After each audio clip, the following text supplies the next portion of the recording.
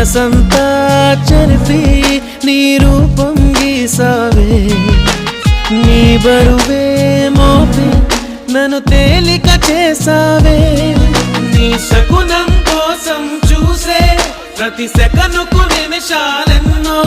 నీ హృదయం కోసం వేసే ప్రతి అడుగున దూరాలెన్నో కంటిరెప్ప ఎప్పుడు చెయ్యలేదు